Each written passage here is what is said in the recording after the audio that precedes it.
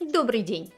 Это видео посвящено Древней Греции, а точнее тому, как греки представляли себе загробную жизнь. Для начала обратимся к разным источникам. Письменность появляется в Древней Греции только в период архаики, то есть в 8-6 веках до нашей эры. Поэтому довольно сложно развести собственно ахейские и дорические мифы или выделить соответствующие пласты в сохранившихся мифах. Единственным достоверным источником сведений о наличии представления о загробном мире ахейской эпохи конца 3-го начала 2-го тысячелетия до нашей эры являются погребения. В настоящее время обнаружено 3 типа погребений Микенской эпохи материковой Греции: могильные насыпные захоронения, ямные погребения, включая такую их форму, как ящиковые или шахтовые гробницы, и камерные гробницы, самой совершенной формой которых были купольные. Наиболее известные из них – шахтовые гробницы на западном участке Микенского Акрополя. Круг А – захоронение 1600-1459 годов до нашей эры, и круг Б – захоронение 1650-1550 годов до нашей эры.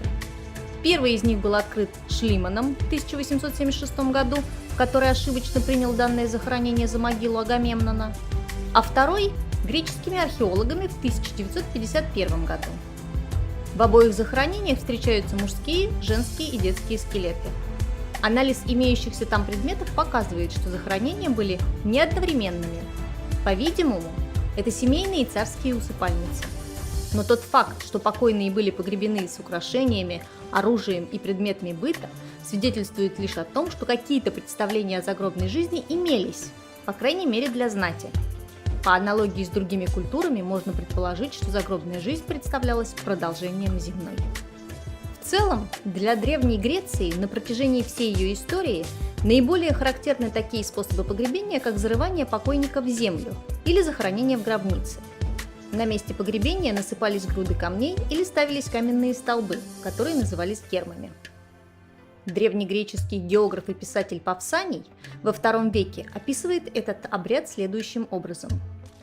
Тело они зарывают в землю, вокруг сооружают цоколь из камня и воздвигают колонны, и на них устанавливают крышу, преимущественно наподобие фронтонов на храмах. Они не делают никакой другой надписи, кроме имени умершего, и при этом только его, а не его отца, и обращаются к умершему со словом «хайре» – «радуйся, прощай». Однако в истории Древней Греции был период, когда труп умершего сжигали на костре. Этот способ захоронения был принесен ионийцами и описан у Гомера. Обычай кремации трупов просуществовал недолго, и вскоре греки вернулись к традиции предков – хоронить умерших в земле. Именно поэтому трупосожжение и связанные с ним обряды практически не наложили своего отпечатка на представление греков о загробной жизни. Сохранились только разрозненные мифологические сюжеты, такие как вознесение Геракла на небо из пламени погребального костра. А пришедший из глубокой древности обычай зарывания трупа в землю сыграл важную роль в формировании взглядов греков на тот мир, в который они попадут после смерти. По этим представлениям души, а вернее тени умерших, ведут печальное существование в подземном мире – Аиде. Его описание занимает в древнегреческой мифологии важное место. Вход в загробный мир располагается на Крайнем Западе, потому что Запад, закат, символ умирания. За рекой океан, омывающий землю. Аид охраняется псом Кербером, чудовищем с 3 головами, туловищем, усеянным головами змей и змеиным хвостом. По легенде, когда Геракл в последнем подвиге вынес его из загробного мира на свет, то из ядовитой пены, текущей из его рта, вырос цветок аконит. Приходят в Аид тени, ведомые Гермесом, вестником богов и покровителем всех путников, даже тех, кто совершает свой последний путь. Гермес – посредник не только между богами и людьми, но и между миром живых и царством смерти.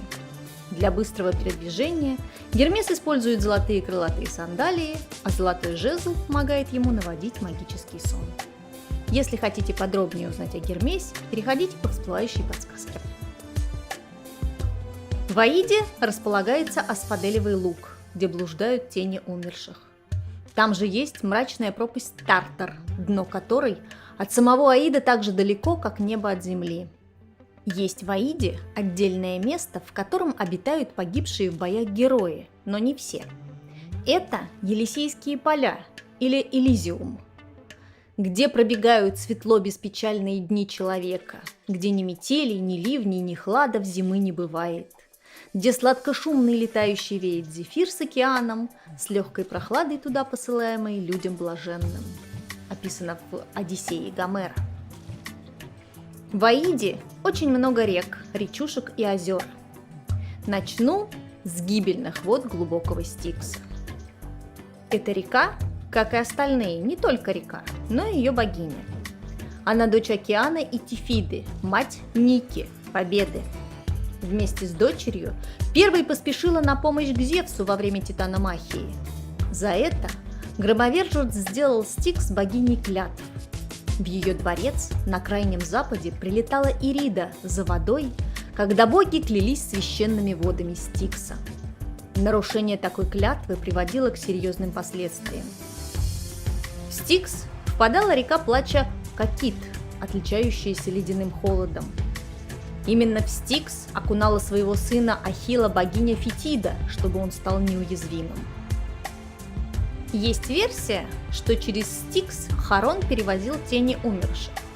Но согласно Гомеру и большинству других древнегреческих источников, переправа осуществлялась по реке Ахирон. В нее же, по другой версии, впадали Кокит и огненный Перифлегетон, окружающий Аид.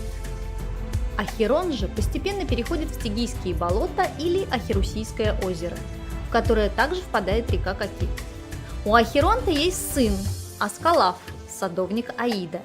Именно он засвидетельствовал, что Персифона ела зерна граната в Аиде. Пятая река Аида – река забвения лета, испив воду которой тени умерших забывают свою былую земную жизнь. Выражение «кануть в лету», означающее, что нечто совсем забыто, происходит отсюда. Все эти водные просторы может преодолеть только одна лодка, в которой сидит мрачный старец в рубище. Это Харон. За переправу он берет плату в один обол, по погребальному обряду, находящийся у покойников под языком.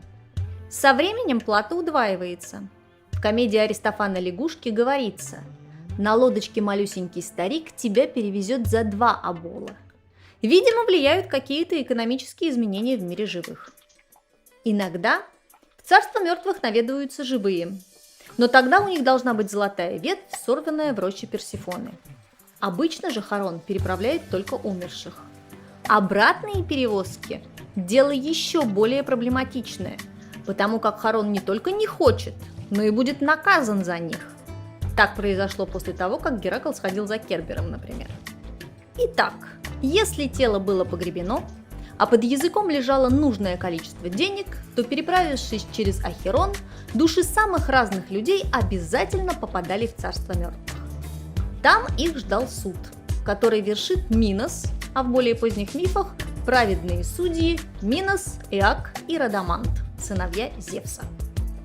Минос дал критянам законы, а раз в 9 лет в Идейской пещере он беседует с Зевсом.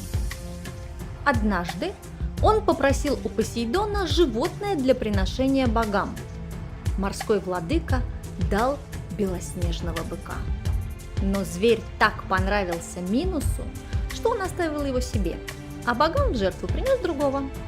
За это Посейдон внушил его жене Пасифае страсть к быку. Она попросила совета у известного мастера Дедала, и тот сделал корову, внутрь которой и забралась Пасифая. Бык покрыл самочку, после чего родился Минотавр. Вот я думаю, не отсюда ли пошло выражение «сказка про белого бычка»? Кстати, не только Пасифая изменяла мужу.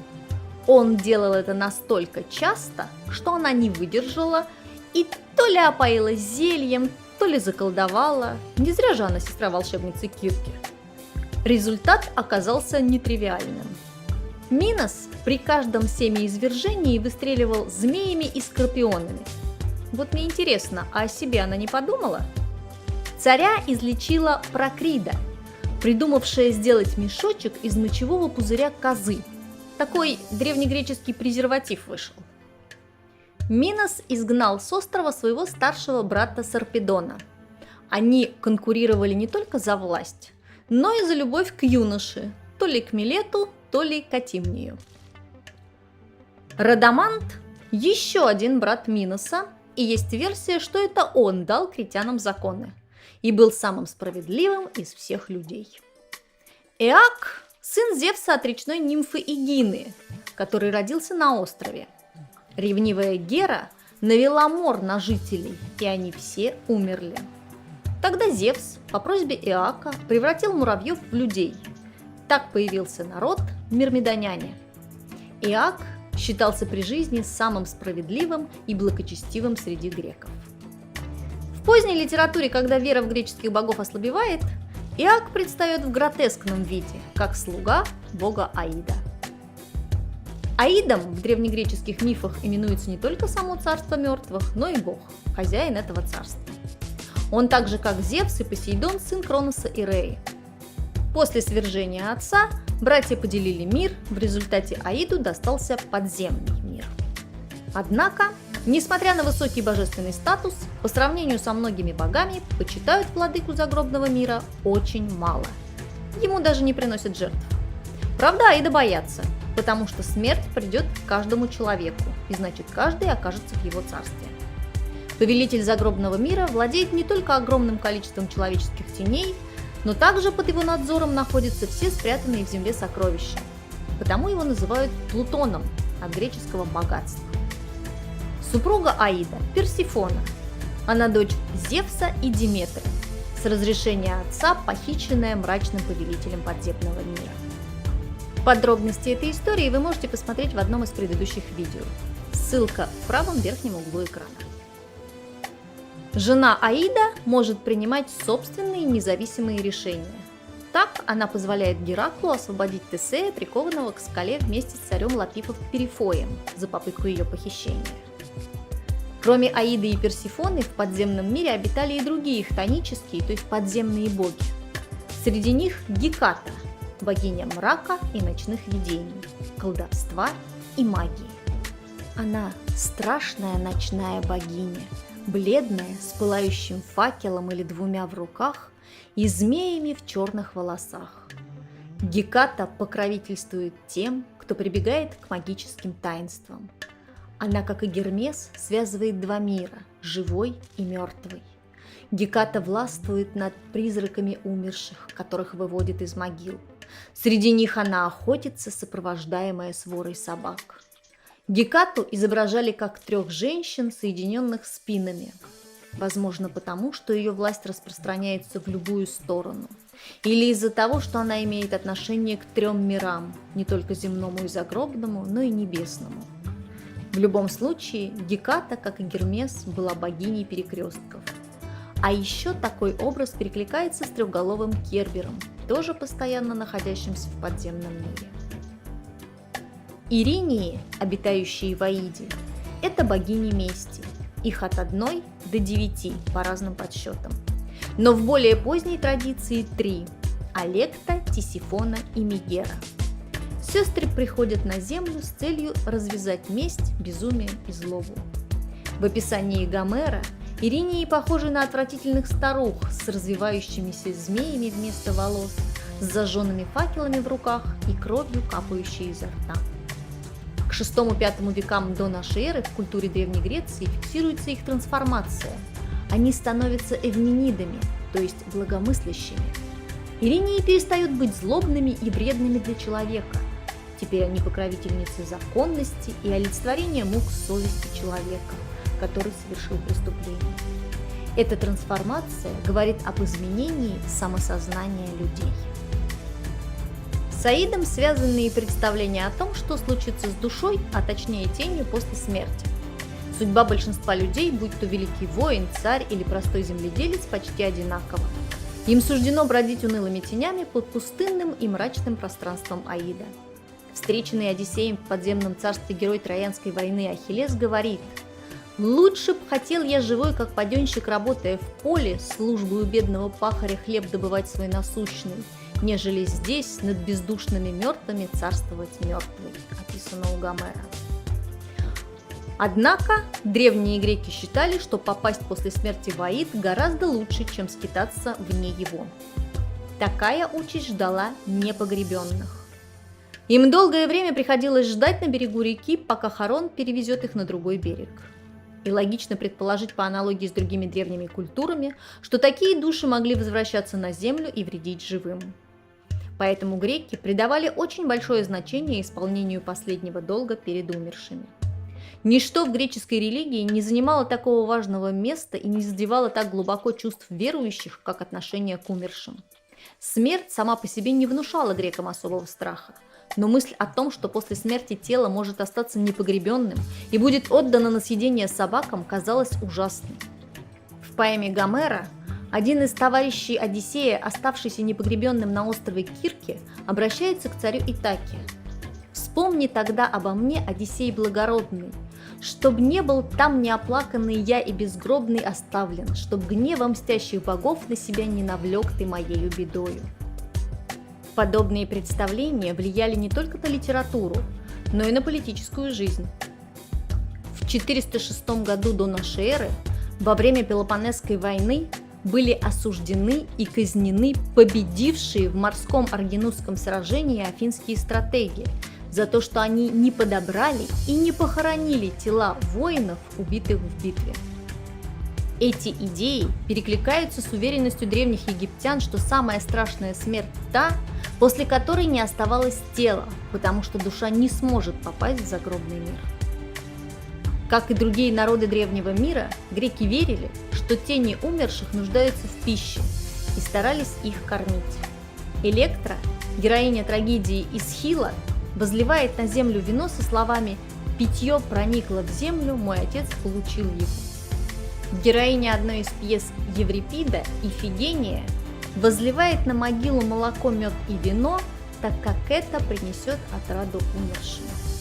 Одиссей приносит жертвы душам и особенно для прорицателя Тиресия, с которым надеется поговорить. А кроме того, он должен дать обещание совершить дополнительные пожертвования после возвращения домой. Такие верования были актуальны еще во II веке нашей эры. Но позднее сами греки стали высмеивать эти представления. Люди воображают, что души выходят наружу к приносимой пище и питаются дымом сжигаемого мяса и вином, вылитым на землю, пишет Лукиан. В культуре Древней Греции мы находим целый ряд мифов, говорящих о том, что люди живыми спускаются в Аид и возвращаются из него. Это Геракл, Тесей с Перифоем, Одиссей и другие. Но самый известный рассказ о путешествии в загробный мир – это, конечно, миф об Орфее и Эвридике. Орфей – обладатель магической силы искусства. Его песням и музыке покорны не только люди, но и боги и природа. Согласно древнегреческому писателю и географу Павсанию, к нему собирались дикие звери, очарованные прелестью звуков его песен. А древнегреческий писатель Псевдоаполлодор писал, что приходили в движение деревья и скалы. У него была золотая лира, подаренная Аполлоном. Она помогала укрощать диких животных. После смерти своей жены Дриады, лесной нимфы Эвридики, он спускается в царство мертвых в надежде разжалобить хозяев мрачного чертога своим талантом. Сначала он укрощает Кербера, потом очаровывает Харона, потом доходит очередь до Аида с Персифоной. Эвридика получает разрешение вернуться на землю, но с одним условием. Орфей не должен оборачиваться к жене до выхода их из подземного царства. Но Орфей оглянулся. Ведь совсем не слышно, как ступает тень, и непонятно, идет или отстала. Эвридика вынуждена была вернуться назад. Греческие герои порой совершают весьма дерзкие поступки. Так Тесей с Перифоем спустились в Аид, желая похитить Персифону. Геракл вступает в поединок с Аидом во время Троянской войны и ранит царя мертвых. Он тоже спускается в Аид и забирает пса Кербера. Однако уже сами греки сомневались в достоверности этой истории. Павсаний писал, что на расстоянии 150 стадий от Тевфроны впадает в море мыс Тинар. Вот Гекатей Милецкий нашел вероятное толкование, сказав, что на Тинаре вырос страшный змей и был назван псом Аида, так как укушенный им тотчас же умирал от его яда. Этот-то змей и был приведен Гераклом к Эврисфею. Гомер первый упоминает о псе Аида, которого привел Геракл, не дал ему никакого имени и не описал его вида. Позднейшие писатели, Гесиод, дали ему имя Кербера и, уподобив его во всем остальном собаке, стали говорить, что он имеет 3 головы. Между тем Гомер мог подразумевать здесь собаку, домашнее для человека животное, с таким же вероятием, как и какого-нибудь дракона, которого он мог назвать псом Аида. На этих сомнениях Павсания позволю себе остановиться на сегодня. В следующем длинном видео попрошу у вас разрешения немного позанудствовать и рассказать об исследовании академика Лосева про судьбу души после смерти в представлениях древних греков и некоторых моих мыслях по этому поводу. Пишите комментарии, ставьте лайки, подписывайтесь на канал, задавайте вопросы. Спасибо за внимание.